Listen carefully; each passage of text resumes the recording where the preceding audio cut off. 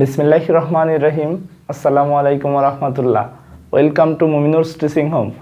আজকে আমরা চলে আসলাম পর্ব নয় নবম দশম শ্রেণীর অধ্যায়ের বাস্তব সংখ্যার।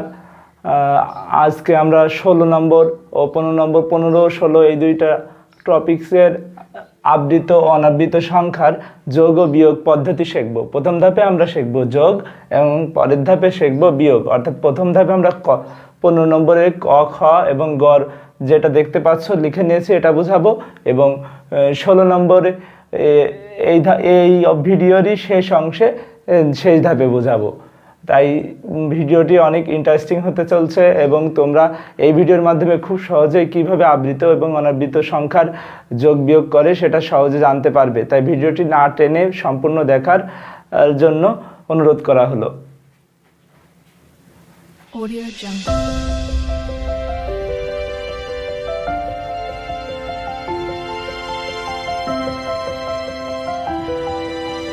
Audio Jungle. হ্যাঁ, প্রথমে আমরা ক নম্বরে দেখতে পাই সমাধান দিয়ে আমরা দুইটা অঙ্ক পাবো। এইভাবেই দুইটা অঙ্ক পাবো, যোগ করতে বলেছে। এখন দেখো দুইটা মান দিয়েছে, 0.45 পাহের মাথায় পৌনঃপুনিক, 0.134 4-এর মাথায় পৌনঃপুনিক। আসলে দেখো এই দুটো সংখ্যা একই জাতীয় না, অর্থাৎ দুইটা আলাদা বস্তুর কখনো যোগ বা বিয়োগ করা যায় না। এর জন্য আমাদের কি করা প্রয়োজন? আমাদের প্রথমেই এই দুইটা বস্তুকে একই রকম করে নিতে হবে। অর্থাৎ আমরা যোগ বিয়োগের ক্ষেত্রে ছোটবেলা থেকে শিখে আসছি টাকায় টাকায় যোগ হয়, টাকায় টাকায় বিয়োগ হয়। পরিমাণ যদি একই রকম হয়, যেমন 1 লিটার দুধ আর 2 লিটার দুধের মধ্যে যোগ বিয়োগ হয়।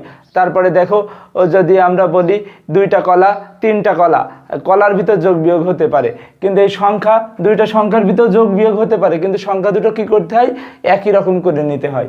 এই জন্য আমরা এই অঙ্কটাই প্রথমে আমরা সংখ্যা দুটো একই সংখ্যার করে নেব, অর্থাৎ দুইটাই 3 ডিজিটের করে নেব। সর্বোচ্চ 3 ডিজিট আছে, তাই 3 ডিজিটের করে নেব। এখানে অনাবৃত অঙ্কের প্রথমে লিখে নিয়েছি, এখানে অনাবৃত অংশের সংখ্যা সর্বোচ্চ 2, অর্থাৎ অনাবৃত কয়টা আছে দেখো, এখানে একটা আছে আর এখানে 2টা আছে, তাই আমরা সর্বোচ্চটা নিই, তাই সর্বোচ্চ 2। এবং আবৃত অংশের সংখ্যা কত?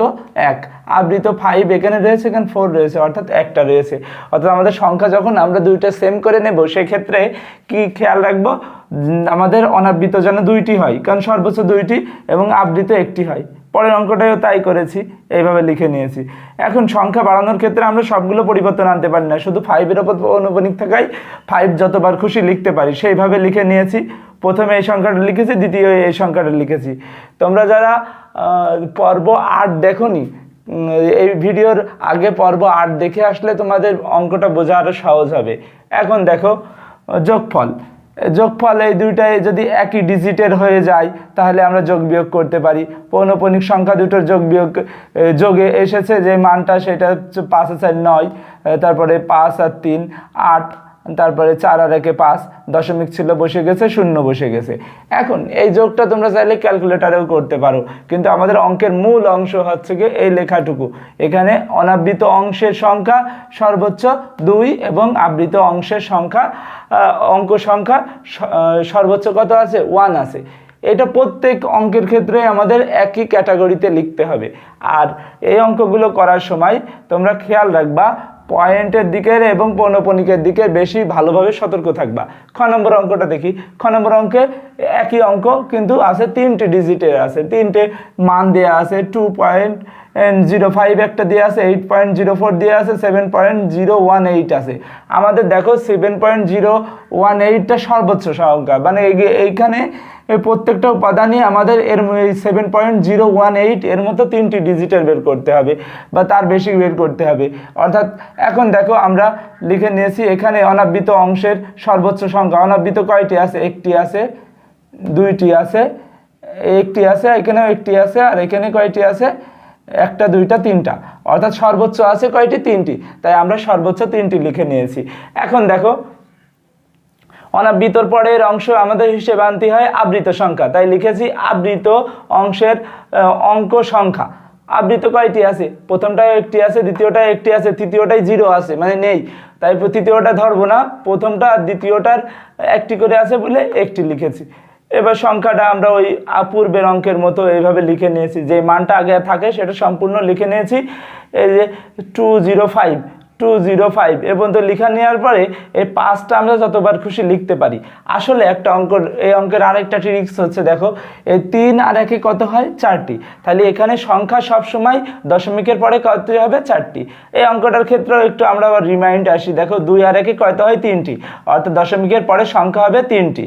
এইভাবে এই সংখ্যার 8.04ও একই রকম করে নিয়েছি, 7.018 এটাও একই রকম করে নিয়েছি।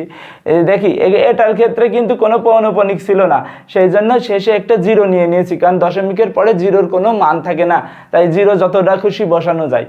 এরপরে যোগ বিয়োগ করার নিয়মে অনুসারে আমাদের তো এই অঙ্কটায় যোগ করতে হবে, তাই যোগ করে নিয়েছি। এইটা তোমরা চাইলে ক্যালকুলেটরেও যোগ করে নিতে পারো, আর যদি মুখে করো তাও করতে পারবে, খুবই সহজ যোগ এগুলো। যেমন 5 আর 4 9, এইগুলো বলে সময় নষ্ট করছি না। তারপরে দেখো গ নম্বরে 3টে মান দেওয়া আছে, 1 2 3টা, এই 3টার ভিতরে কি করতে হবে, যোগ করতে হবে। সেইভাবে লিখে নিয়েছি। এখানে অনাবৃত অংশের সর্বোচ্চ সংখ্যা 2। অনাবৃত কোনগুলো, যার উপরে কিছু থাকে না, অর্থাৎ যেগুলো আবৃত নয়, 0, যেখানে 2টা 0 আছে এখানে কোনো অনাবৃত নেই, আর এখানেও কোনো অনাবৃত নেই, তাহলে সর্বোচ্চ কয়টা আছে, 2টা আছে। এবং আবৃত অংশ কয়টি আছে, আবৃত অংশ যদি দেখি প্রথমটায় 1টা রয়েছে, পরেরটায় 2টা রয়েছে, পরেরটায় 3টা রয়েছে, তাহলে 1 2 3 রয়েছে। এদের লসাগু, মানে 3টাই তো আমরা আলাদাভাবে লিখতে পারি না, তাই আমরা লসাগু করে নিই। লসাগু করলে 1 2 আর 3-এর লসাগু, মানে 1 2 3-এর লসাগু হয় 6। এরপরে প্রথম সংখ্যাটা লিখে নিয়েছি, প্রথম সংখ্যাটার মানটা আমরা প্রথমে বসাই নিয়েছি স্বাভাবিকভাবে, তারপরে অতিরিক্ত মানটুকু পাশে বসাইছি। দেখো এই 6-এর পরে এই 6 আর 2 8 যোগ করলে 8 হয়। এখন যদি 8 হয়, আমাদের প্রত্যেকটা দশমিকের পরে সংখ্যা হবে 8, মানে আমাদের 2টা হবে অনাবৃত এবং 6টা হবে আবৃত। তাই এখানে 6 পৌনঃপুনিক ছিল, তাই 6-এর উপরে মাথায় 2 পাশে 2টা পৌনঃপুনিক দিয়েছি। এ দ্বারা বোঝায় আমাদের এগুলো সবগুলো অসীম সংখ্যা, অর্থাৎ এটার ভিতরে যে কয়টা আছে সবগুলো পৌনঃপুনিক সংখ্যা। এরপরে স্বাভাবিক এই যে 0, এরপরে স্বাভাবিকভাবে 0.92 এই মানটাও লিখেছি, 0.134 এই মানটাও লিখেছি, ওইভাবে 8টি করে নিয়েছি। এখন এই 134 লিখেছি, পরেরটাও দেখো 134 লিখেছি, এবং যেখানে গিয়ে 8টা যেই হয়েছে সেই বন্ধ করে দিয়েছি। এরপরে স্বাভাবিকভাবে ক্যালকুলেটরে যোগ বা হাতে যোগ করলেই এই মানটা আমরা পেয়ে যাই। এইভাবে যোগ করলে অঙ্ক ক্যালকুলেশন করা সহজ হবে। এরপরে প্রথম ধাপে আমরা যোগটা শিখলাম 3টি অঙ্ক, তোমরা আরও প্র্যাকটিস করবা, তাহলে তোমাদের বিষয়টা আরও সহজ হবে। এর পরের ধাপে আমরা 16 নম্বর অর্থাৎ বিয়োগটুকু শিখবো। এর পরের ধাপে আমরা শিখবো যোগ শিখলাম, এখন বিয়োগ শিখবো। অঙ্কটা আমরা প্রথমে করে নিয়েছি। এখন দেখো ক নম্বর অঙ্কে আমাদের দেওয়া ছিল 3.4 থেকে বিয়োগ করতে হবে 2.13, দুইটার মাথায় পৌনঃপুনিক ছিল, এবং সংখ্যা দুটোর কোনো মিল নেই। এই জন্য আমাদের প্রথমে আনতে হবে কি, সংখ্যা দুটোর মিল করে নিতে হবে। সংখ্যা দুটোর মিল করতে হলে আবৃত এবং অনাবৃত অংশের যে সংখ্যা আছে এগুলোর একটা সামঞ্জস্যতা আনতে হবে। তাই লিখে নিয়েছি সমাধান দিয়ে। এখানে অনাবৃত অংশের অঙ্ক সংখ্যা হচ্ছে 1টি। দেখো এখানে অনাবৃত প্রথমটাই অনাবৃত নেই, দ্বিতীয়টাই 1টি আছে, তাই লিখে নিয়েছি। তোমরা চাইলে সর্বোচ্চ সংখ্যাও দিতে পারো, এটা দিলে আরও ভালো হয়। এবং আবৃত অংশের অঙ্ক সংখ্যা 1টি। আবৃত 2টা অঙ্কেই দেখো 2টা সংখ্যার ভিতরেই কত কত আছে, 4 আছে, আর 3-এর মাথায় পৌনঃপুনিক আছে, অর্থাৎ আবৃত অংশ আছে 1টি। এখন সেই অনুসারে লিখে নেব আমরা। এর পরের মানটুকু তোমরা অবশ্য হয়তো বা নির্ণয় করতে পারো, ক নম্বর বা 15 নম্বরের অঙ্ক দেখেই তোমরা বুঝতে পেরেছো। সেই অনুসারে 3.4 আগে লিখে নিয়েছি, কারণ বিয়োগ করতে হবে 3.4 থেকে, কখনো এটা আগে লিখবো না, যেটা থেকে বিয়োগ করতে হবে সেটা প্রথমে লিখবো। 3.4 এটা লিখে নিয়েছি। এখন দেখো 1 আর 1 2 হয়, তার মানে দশমিকের পরে কত হবে, 2টি সংখ্যা আসবে। দশমিকের পরে 2টি সংখ্যা আসবে, তাও একটা কি হবে, আবৃত, একটা হবে আবৃত আর একটা হবে অনাবৃত। তাই একটা আবৃত আর একটা অনাবৃত করে নিয়েছি। 4-এর ওপর যেহেতু পৌনঃপুনিক, তাই 4 ওই আকারে লেখা যায়। এখন দেখো স্বাভাবিক বিয়োগ, এই বিয়োগটা খুব সহজেই করা যায়, তোমরা হাতেও করতে পারো, ক্যালকুলেটরেও করতে পারো। এইটা বিয়োগ করে দিলেই স্বাভাবিক এই মানটা চলে আসবে। এই অঙ্কটার ক্ষেত্রে কোনো জটিলতা নেই, দশমিকের পরে কোনো মান অতিক্রম করছে না, তাই এই অঙ্কটার কোনো প্রবলেম নাই, স্বাভাবিক বিয়োগ করবে। খ নম্বর অঙ্কটা দেখি। খ নম্বরের দিকে লক্ষ্য করলে দেখতে পাবো এটা দুইটা বিয়োগ দিয়ে আছে, অর্থাৎ দুইটা রাশির বিয়োগ 5.12 থেকে বিয়োগ করতে হবে 3.45। হ্যাঁ, এই বিয়োগটা করা খুব স্বাভাবিক, কারণ প্রথমটা বড় সংখ্যা, তার থেকে ছোট সংখ্যা বিয়োগ যাবে, বিয়োগটা করা সম্ভব। এখন সমাধান লিখে এখানে অনাবৃত অংশের সংখ্যা হচ্ছে কি 1। দেখেন তো এখানে অনাবৃত কয়টি আছে, মানে আবৃত নয়, একটি রয়েছে। আর পরেরটা এবং আবৃত অংশের সংখ্যা সর্বোচ্চ কয়টা আছে, এখানে দুইটা আছে, এখানে একটা আছে, তাহলে আমরা বড়টা নেব, তাই লিখবো 2। এখন এই যে আমরা আবৃত সংখ্যা পেলাম কয়টি, আবৃত সংখ্যা পেয়েছে 2টি এবং অনাবৃত সংখ্যা পেয়েছে 1টি, এই দুটোর যোগফল কত পাই আমরা 3। এখন অর্থাৎ এই 3 সংখ্যক সংখ্যা হবে আমাদের দশমিকের পরে, তাই আমরা দুইটাই করে নিয়েছি। প্রথমটা কত ছিল, 1 আর 2 ছিল, দেখেছেন একটা বিষয়, এখানে 1 আর 2 আছে আর এখানে 4 আর 5 আছে, অর্থাৎ দুইটাই একটা করে বাড়াতে হবে। প্রথমটার ক্ষেত্রে তাহলে কি 1 2 1 2 এইভাবে আসে, তাহলে 1 2 1 আসবে, পরেরটার ক্ষেত্রে 4 5 5 আসবে, তাই এসেছে, তাই লিখেছি। এবং আমাদের আবৃত সংখ্যা কত হবে, আবৃত অংশের সংখ্যা হবে 2টি, তাই 2টি লিখেছি। অনাবৃত 1টি হবে বলে 1টি লিখেছি, অনাবৃত 1টি ছিল। এখন এই দুইটার বিয়োগ করেছি। এখন বিয়োগ করার সময় দেখেন মুখে যদি আমরা বিয়োগ করি তাহলে ক্যালকুলেটরে বিয়োগ করলে ডাইরেক্ট এই মানটা পাই, কিন্তু মুখে বিয়োগ করলে দেখেন 5 6 11 হয়।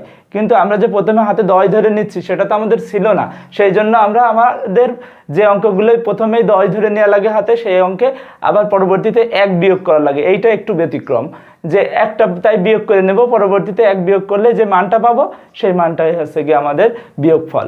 এটা দুইটা ধাপে করা লাগবে। এরপরে আমরা গ নম্বর অঙ্কের দিকে খেয়াল করি। গ নম্বর অঙ্কে আমাদের দুইটা মান দেওয়া আছে, এই দুইটা মানের কি করতে হবে, বিয়োগ করতে হবে। এখন সমাধান লিখে আমরা লিখব, এখানে অনাবৃত অংশের অঙ্ক সংখ্যা সর্বোচ্চ কয়টা আছে, অনাবৃত একটা রয়েছে, দুইটা রয়েছে, আর এখানে রয়েছে একটা, অর্থাৎ 1 আর 2 এর যদি আমরা লসাগু করি বা এদের সর্বোচ্চ সংখ্যা বলি, যে কোনো একটা নিলে হয়, লসাগু করলেও হয়, সর্বোচ্চ সংখ্যা নিলেও হয়। সর্বোচ্চ সংখ্যা আছে 2টি, অর্থাৎ 2টি হবে। এবং আবৃত সংখ্যা কয়টি আছে, এখানে 2টি আছে সর্বোচ্চ, এখানে কোনো নেই, অর্থাৎ তাহলে আবৃত সংখ্যা হবে 2টি। এখন টোটালটা কত হবে, দশমিকের পরে 2 আর 2 4টে হবে, কিন্তু দেখো 4 9 এর পরে কোনো সংখ্যা আমাদের দেওয়া ছিল কি, দেওয়া ছিল না। তাই দশমিকের পরে শূন্যর মান নিলে যতগুলো শূন্যই নিই মানের পরিবর্তন আসে না, কারণ দশমিকের পরে শূন্যের কোনো মূল্য নেই, তাই পরবর্তীতে 2টা শূন্য নিয়েছি। এখন পরের অঙ্কটাই এখানে 3টা ছিল, আমাদের আরেকটা বাড়ানোর জন্য 5 6 5 6 এমন করে বাড়াতে হয়, তাই আমরা পরবর্তীতে একটা 5 বাড়াই নিয়েছি। এখন দেখো 2টার উপর পৌনঃপুনিক হবে, কারণ অঙ্কের 2টা অংশ আমাদের আবৃত করতে হবে আর 2টা অংশ মুক্ত রাখতে হবে, অর্থাৎ অনাবৃত হবে। এখন দেখো 0 থেকে আমরা 5 বিয়োগ করেছি, 0 থেকে তো 5 বিয়োগ করা যায় না, সেজন্য হাতে 10 ধরে নিতে হয়, 5 আর 5 10 হয়। এই বিয়োগটা ক্যালকুলেটরে স্বাভাবিক এই মানটা দিবে, কিন্তু আমাদের এই একটা কেন বিয়োগ করতে হবে, এটা আমাদের আবৃত অনাবৃত সংখ্যার নিয়ম। এখান থেকে যদি হাতে 10 ধরে নেওয়া হয়, পরবর্তীতে 1 বাদ দেওয়া লাগে। এখন এই বাদটা দেবো, এক বাদ দিলে আমাদের কত মান পাবো, 4 মান পাবো, কারণ এখানে আমরা শুরুতে 10 ধরে নিয়েছিলাম, যেটা আমাদের দেওয়া ছিল না। তারপরে আমরা বিয়োগ ফলে এমন একটা মান পাবো। এরপরে আমরা দেখব ঘ নম্বর। এ পর্যায়ে আমরা ঘ নম্বর অঙ্কটি তুলে নিয়েছি। ঘ নম্বর অঙ্কে দেখো আমাদের সমাধান লিখে আমরা লিখেছি, এখানে অনাবৃত অংশের সংখ্যা, অর্থাৎ যার উপর পৌনঃপুনিক নেই, কয়টি আছে, এখানে প্রথমটাই আছে 2টি এবং পরেরটি আছে 1টি, তাহলে সর্বোচ্চ সংখ্যা অবশ্যই 2টি হবে, অর্থাৎ 1 আর 2 এর লসাগু কত হয়, 2 হয়। 1 আর 2 এর লসাগু 2, সেই হিসেবে লিখেছি। এবং আবৃত অংশের অঙ্ক সংখ্যা কত, প্রথমটায় একটা আছে, পরেরটায় কয়টা আছে, 3টা আছে। এখন দেখো 1 আর 3 এর লসাগু কত, 3, তাই 3 লিখেছি। এখন আমরা জানি এই যে আমাদের দশমিকের পরে কয়টা সংখ্যা লিখতে হবে, সেটা এই 2 আর 3 এর যোগফল, 2 আর 3 এর যোগফল আমাদের কত আসে, প্লাস করলে 5 আসে, তাই আমরা এটা 5টি লেখা লাগবে। এখন দেখো আমাদের দশমিকের পরে আমরা 5টি মান করেছি কিনা, 1 2 3 4 5টি মান করেছি। এখন দেখো 19.345 সমান 19.19। এখন দেখেন 19.345 সমান 19.34555 এই লেখা হয়েছে। এখন এইটার ক্ষেত্রে আমাদের পৌনঃপুনিক মান দেব কয়টি, অর্থাৎ পৌনঃপুনিক মান মানে আবৃত সংখ্যা আমাদের 3টি হবে, এটা আমি লিখিনি তোমাদের বোঝানোর জন্য। এখানে একটা পৌনঃপুনিক হবে, এখানে একটা পৌনঃপুনিক হবে, 3টে দেওয়া লাগবে না, প্রথমটা শেষটায় দিলেই হয়। তাহলে 3টের মাথায় কয়টি কী হবে, পৌনঃপুনিক হবে, অর্থাৎ এটার ক্ষেত্রেও এই হবে। এবং আবৃতর ওপরে 2টা হবে, অর্থাৎ 0-র পরে আর 2 পরে দিলেই পৌনঃপুনিক হয়ে যাচ্ছে, স্বাভাবিক বিয়োগ করা লাগছে। দেখো 5-এর মধ্যে 3 বাদ দিলে আমাদের 2 থাকে, সেক্ষেত্রে আমাদের হাতে কিছু ধরা লাগে না বলে আমরা হাতের সেই বিয়োগফলটা করিনি, যেটা আমরা গ নম্বরে করেছিলাম। হাতে 1 ধরে 10 ধরেছিলাম, তাই হাতে 1 ছিল, সেই 1টা আমরা পরবর্তীতে বিয়োগ করেছি, কিন্তু এর ক্ষেত্রে ধরা লাগেনি বলে বিয়োগ করিনি, এটাই বিয়োগফল। আশা করি তোমরা ভিডিওটা বুঝতে পেরেছো। আমরা এই আলোচনায় শিখলাম 15 ক খ গ এবং 16 ক খ গ ঘ।